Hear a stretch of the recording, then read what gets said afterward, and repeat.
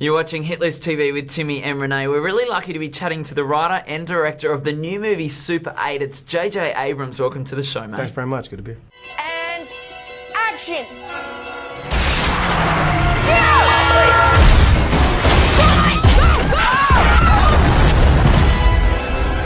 I saw it.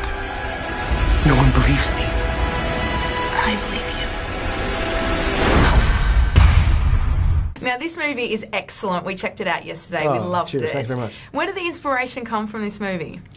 The very first idea was just to go back in time, to revisit that time in my life when I was making movies with friends on Super 8 film, and it just kind of developed from there. I called Steven and asked him if he'd want to do this with me because I knew he'd made films when he was a kid. Steven Spielberg, that's a pretty good friend to have, don't you think, Timmy? No, but luckily I'd gotten to know him a little bit, and even more luckily, he agreed to be a part of it. What I loved about Super 8 was the nostalgia about it. Set in the late 70s.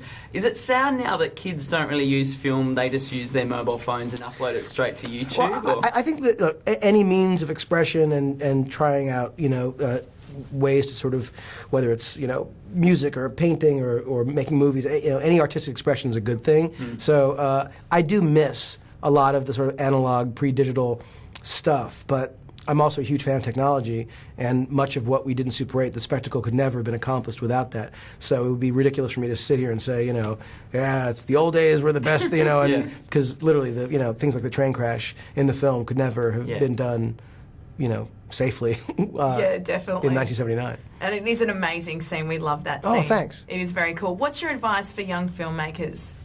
Well, the beautiful thing is, unlike when I was a kid, the technology exists now to make films that actually look like films. They look great. So whether it's a camera that your friend has, your parents have, that you have to borrow, or you can actually, own yourself, you can actually go out and make a movie today that looks eerily like what they're doing in Hollywood. So the only advice I can give is, make the movie, go do it. Stop talking about it, just do it, and that your voice is as valid as anyone else's. Cool. That's great. Super 8 in cinemas now. Check it out.